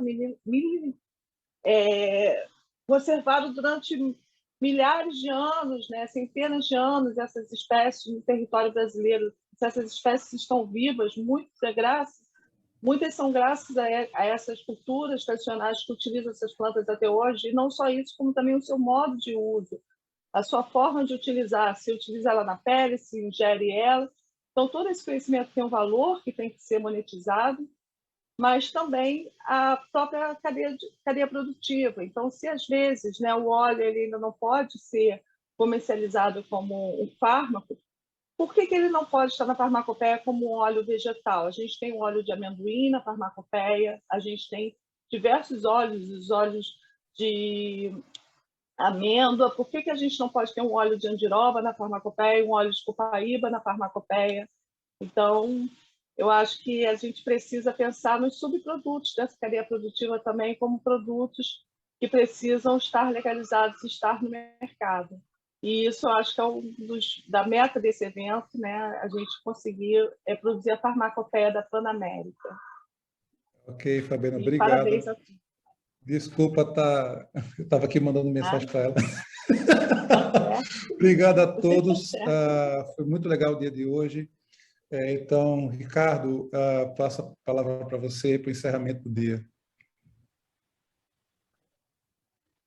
Muito obrigado, Jair, por toda a moderação. Obrigado, professor Espartaco, professora Fabiana, professora Diana. O Congresso, só para lembrar, tem como objetivo a criação de uma farmacopeia pan-americana de plantas medicinais. Então, vocês estão muito convidados que a gente possa trabalhar junto, através de todos os grupos de pesquisa, para que possamos ter frutos do Congresso. Então, muito obrigado pela participação. E também gostaria de homenagear especialmente Fabiana, que foi uma das idealizadoras aqui do Congresso, que esse Congresso é um fruto que ocorreu sincronicamente a gravidez de Fabiana. Então, ela está gestando o Congresso e gestando um filho ao mesmo tempo. Então, parabéns a esse... Como Antônio Nobre falou muito bem na abertura do Congresso, vivemos numa película chamada atmosfera aqui no planeta, e você está agora com essa membrana aí de água com teu filho. Então, queria fazer essa homenagem. Então, muito obrigado. E já que estamos encerrando o dia, fizemos uma promessa, porque durante o painel de oncologia que tivemos hoje, plantas medicinais e oncologia, uma das pesquisadoras não pôde comparecer, porque era aniversário dela, professora titular de farmácia da Universidade Federal do Rio de Janeiro. e nos comprometemos, se houver interesse da audiência, que temos 101 pessoas ainda, agora 100 pessoas firmes e fortes, se vocês querem ouvir o vídeo que ela mandou das pesquisas dela, Brasil-Suíça, sobre Viscoalbo, uma planta medicinal que ela está desenvolvendo. Então, se alguém escrever aqui no chat que tem interesse de ficar, e a gente promete de colocar o vídeo agora. Nós já teve 5, 6, 7 respostas. Pode passar aí. Então, pode passar. Então, muito obrigado. E vamos ouvir agora a professora Carla Landino para fechar o dia de hoje.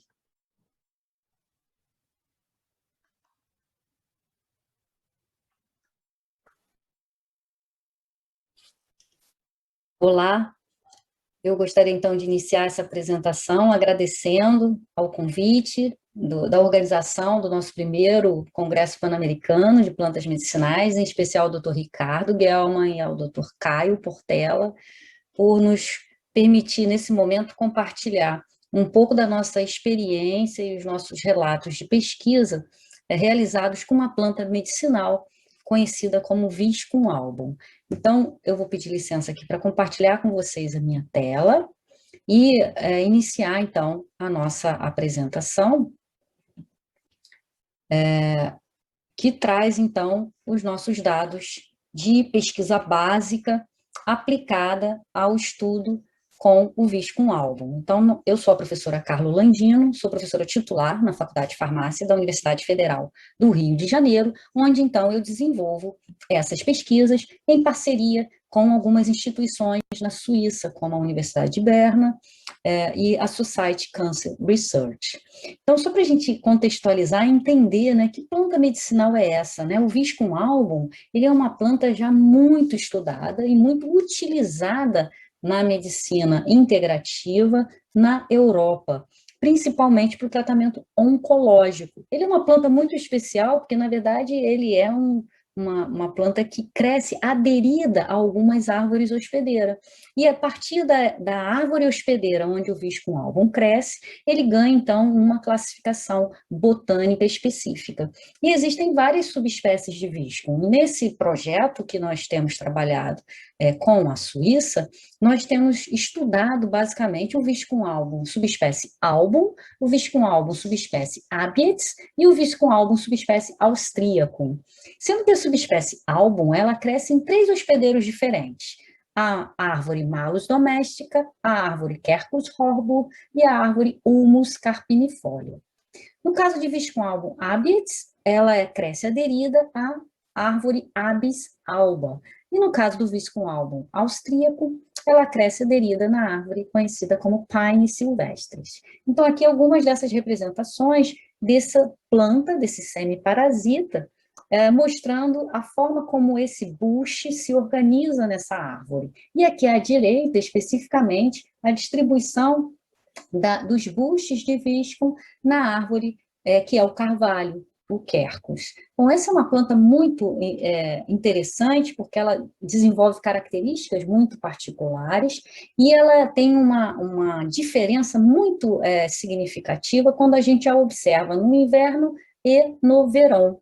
Então, dentre as diferenças assim, mais macroscópicas, a gente observa que os berries, então os frutos no verão, eles são bem verdinhos, enquanto que os frutos no inverno são brancos e lembram pérolas. Quando a gente observa, então, essa árvore nessas 2 épocas do ano, a gente nota que ela tem características muito distintas. E, além dela ser diferente do ponto de vista macroscópico, ela também é diferente do ponto de vista fitoquímico. Então, existem 2 grandes moléculas que são produzidas por essa planta e que a sua produção é bastante diferenciada no inverno e no verão. Quem são essas principais moléculas? Elas ganham o nome de viscotoxina, e essa viscotoxina são polipeptídeos de diferentes pesos moleculares e rearranjos espaciais, ou seja, possui diferentes isoformas, e a lectina de Viscum album é uma glicoproteína, também de alto peso, e que é produzida por essa planta, principalmente ou em maior concentração no inverno europeu. Então, quando a gente observa a sazonalidade dessa planta, a gente observa que ela produz muito mais desses polipeptídeos durante o verão europeu e muito mais dessas glicoproteínas durante o inverno europeu. E essa diferença, então, na composição desses extratos faz com que ela possua também alvos farmacológicos bastante diferentes. Então, isso já está muito bem descrito para a terapia de VIS com álbum, onde essas viscotoxinas, elas induzem principalmente a morte celular do tipo necrótica, ela é capaz, então, de induzir uma alta citotoxicidade, ela envolve a produção de algumas citocinas, então as viscolectinas, por sua vez, são capazes de ativar células do sistema imune, além de induzir uma morte muito interessante, que é a morte celular programada. Quando a gente olha o buche de visco, né, as viscotoxinas, elas se encontram muito mais presentes na parte mais externa desse buche, nas folhas mais externas e nos caules mais externos, enquanto que as viscolectinas, essas glicoproteínas, se concentram mais no interior desse buche. Bom, essa diferença, então, na composição de inverno e verão, faz com que essas preparações possam ser utilizadas também de uma forma bem peculiar. Então, existem diferentes laboratórios que produzem extratos de visco, mas especificamente esse que nós temos trabalhado em parceria com a empresa Iscador, é um extrato onde o produto final é composto, na verdade, por uma mistura do extrato de inverno com o extrato de verão. Uma formulação, então, originalmente desenvolvida por Rita Weckmann e Rudolf Steiner por volta dos anos de 1917.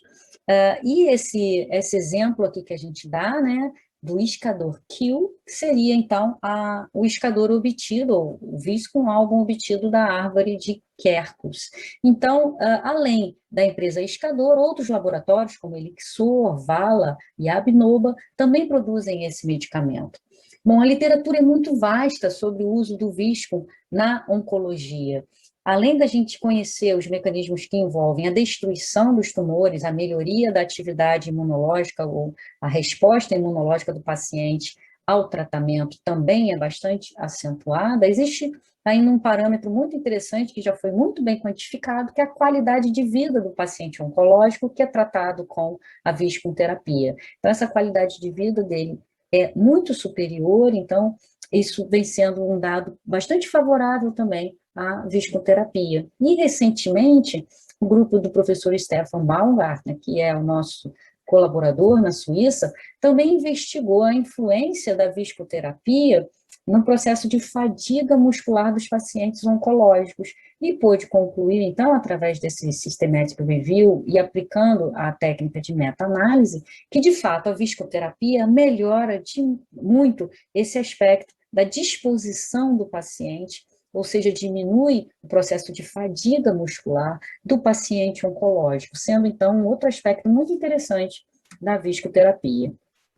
Bom, como eu disse para vocês, a literatura é muito vasta com relação ao uso do visco na oncologia e também do ponto de vista dos diferentes efeitos do visco na terapia. Então, isso a gente encontra esses relatos quando a gente busca os reviews, né, os trabalhos de revisão com visco, como esse que foi publicado no ano passado pela Journal of Pharmacology, a gente observa a riqueza do potencial dessas formulações para diferentes aplicações terapêuticas, desde a oncologia até tratamentos na hipertensão, passando por várias outras patologias. Bom, esse interesse, então, pela pesquisa básica com visco-álbum, ela iniciou no nosso grupo no ano de 2013, lá na Universidade Federal do Rio de Janeiro, quando, então, o professor Stefan Baumgartner nos convidou a trabalhar em projetos colaborativos na pesquisa fundamental com o visco-álbum. E, desde então, nós temos produzido algumas evidências científicas buscando, então, compreender os aspectos fitoquímicos dessa planta e como que essas características fitoquímicas influenciam também a atividade biológica desses extratos. Então, uma forma da gente avaliar esse perfil fitoquímico é através das ferramentas da metabolômica, né? Então, no ano passado, nós investigamos uma única subespécie de visco, que é o visco-álbum, de 3 hospedeiros, Malus, Quercus e Ulmus, considerando 2 coletas consecutivas desse material. Então, a gente coleta esse material na Suíça e processa todas essas análises através de cromatografia de alta performance acoplada à espectrometria de massas, e a partir daí, então, a gente observa como essas plantas, então, se apresentam do ponto de vista fitoquímico também, como é o metaboloma dessas plantas. E a gente pôde detectar, então, que o metaboloma de Viscum, considerando esses 3 hospedeiros, é muito similar nessas 2 coletas que nós fizemos consecutivas durante o verão suíço, e que, apesar de eles serem muito semelhantes, quando a gente aplica, então, uma técnica de estatística multivariada, que é o PLSDA, a gente consegue, então, distinguir 3 grupos principais. E cada um desses grupos aqui é composto por amostras de uma mesma árvore hospedeira. Então, um dado que leva a gente a concluir que, embora eles sejam a mesma subespécie botânica, então Viscum album, eles se diferenciam por marcadores químicos muito específicos, que fazem com que cada uma desses clusters tenha, então, uma assinatura específica de biomarcadores, diferenciando, então, essas 3 amostras. Com isso, a gente observa que a composição dessas árvores, desses viscums de árvores hospedeiras específicas, ela pode sim ser diferente, considerando o conteúdo de aminoácidos, de açúcares, de lipídios, de ácidos orgânicos, mas é muito interessante a gente pensar que há uma reprodutibilidade desses marcadores ao longo das várias coletas, o que reflete ou acaba se refletindo na qualidade desses medicamentos.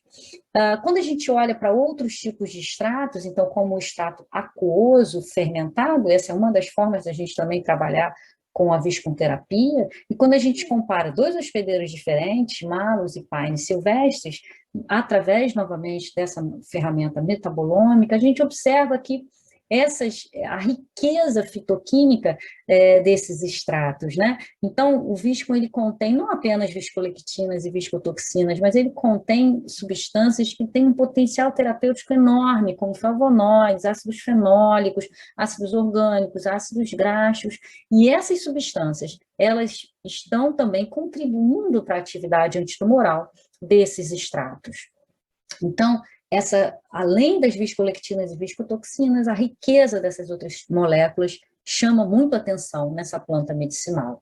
E, além disso, dependendo da forma como eu extraio essa planta medicinal, eu também modifico a sua composição fitoquímica. Então, nesse projeto, nós trabalhamos e submetemos as amostras de visco a uma extração por etanol, seguindo a farmacopeia francesa e a farmacopeia homeopática brasileira. Então, novamente, comparamos diferentes hospedeiros, avaliamos o perfil fitoquímico e a atividade antitumoral desses extratos. E vimos, então, que, dependendo da árvore hospedeira, a atividade citotóxica também é diferente. Com destaque aqui para esses experimentos para o hospedeiro Abies alba, que se mostrou o hospedeiro mais citotóxico para as linhagens Multifor e Oxida, que são linhagens de câncer que foram avaliadas em laboratório. Por que será que eles são mais citotóxicos? Então, olhando para o perfil fitoquímico, a gente observa que Viscum album diabetes é o que tem a maior concentração de uma viscotoxina, conhecida como viscotoxina A3, que já é bem descrita na literatura, que possui um elevado potencial citotóxico. Além dessas viscotoxinas, há uma riqueza muito grande de flavonoides, que são substâncias antioxidantes que contribuem muito para a atividade antitumoral. E observem que Quercus arbor é a subespécie, é o hospedeiro que apresenta a maior concentração de flavonoides quando a gente observa, quando a gente avalia esses extratos etanólicos. Por que será que eles são tão citotóxicos, né? Então, um dos mecanismos envolvidos é o mecanismo de necrose celular. Então, tanto Abies quanto Quercus induzem um alto percentual de necrose celular e, por isso, essas células, então, caminham para a morte. Bom, olhando para outras possibilidades de estudo desses extratos, né, nós submetemos, então, esses extratos etanólicos ou essas tinturas homeopáticas a pesquisa da metabolômica, mas agora não apenas de uma única subespécie, álbum, mas sim das outras duas subespécies, Abies e Pine, e avaliamos o potencial citotóxico desses extratos, e verificamos que os extratos de verão são os mais citotóxicos para as linhagens de câncer de mama. Apresentam uma curva dose-resposta quando a gente avalia, então, o viscoálbum, principalmente Quercus, e quando a gente estuda também as subespécies Abies. Bom, essa resposta antitumoral ela é muito interessante e nos levou também a investigar se ela aconteceria da mesma maneira em células normais. E nós verificamos, então, que há uma certa seletividade, principalmente para o viscoálbum Abies, quando eu o submeto à incubação em células normais, ou seja, células não tumorais, mostrando que parece que há realmente alguma seletividade para a destruição dos tumores em detrimento à destruição das células de queratinócitos normais. Bom, e por que será que essas células estão morrendo, né? Então, já vimos que há um processo necrótico sendo induzido pela incubação com esses extratos, mas há também uma participação muito importante das enzimas que regulam o processo de respiração celular, o processo de respiração desses tumores, né? Essa via glicolítica ela tem alguns pontos de regulação importantes, que são executados por enzimas chaves do metabolismo glicídico. E dentre essas enzimas, a gente destaca aqui a participação da exoquinase e da fosfofrutoquinase, que têm as suas atividades praticamente abolidas quando incubadas com a tintura-mãe de Abies e de Quercus. Isso nos fez, então, concluir que essa atividade antitumoral das nossas tinturas etanólicas de viscoálbum tem uma relação muito próxima com o metabolismo glicolítico tumoral. A inibição dessas enzimas, então, muito provavelmente contribui de maneira significativa para a atividade antitumoral. Bom, diante desses dados de pesquisa e tudo que a gente já conhece sobre os efeitos antitumorais de visco, nos veio, então, a oportunidade de também desenvolver novas formulações utilizando esses extratos. Então, a terapia com viscoálbum ela é baseada no uso injetável desses extratos, mas com a nossa contribuição, né, para esse projeto nesse ponto, né, considerando as vias de administração possíveis de medicamentos, nós sugerimos, então, o desenvolvimento de um gel transdérmico contendo o extrato de Abies alba, porque foi o que se mostrou mais promissor pelos nossos experimentos in vitro, e o nosso farmacêutico aluno, então aluno de mestrado, João Batista, desenvolveu esse gel e mostrou, através da sua caracterização, as características fisicoquímicas desse gel, o quanto ele consegue permear e possuir essa atividade transdérmica,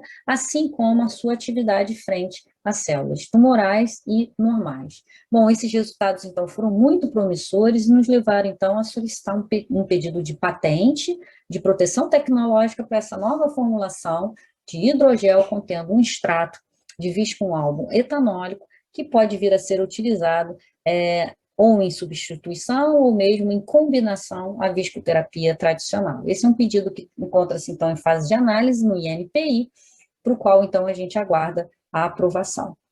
Bom, com isso eu queria concluir com vocês que o viscoálbum é uma planta medicinal que tem um potencial terapêutico muito interessante, que merece ser investigado, que essa atividade antitumoral envolve a morte desses tumores por processos de apoptose, necrose, inibição da divisão celular, inibição de enzimas glicolíticas, que o uso da viscoterapia ele é absolutamente seguro e pode e deve ser feito em conjunto com o tratamento convencional do câncer, caracterizando, então, a medicina integrativa, e que a pesquisa e o desenvolvimento de novas estratégias, incluindo a nanotecnologia, são aspectos muito interessantes quando a gente pensa na proposição de novas formas de apresentação desses extratos vegetais.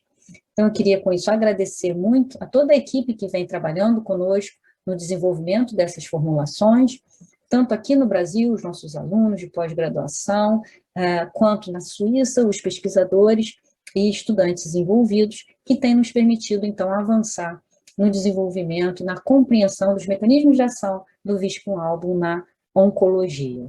Muito obrigada pela atenção de vocês, e aqui está, então, o meu e-mail, e eu fico à disposição para atender as curiosidades e as questões de vocês. Obrigada.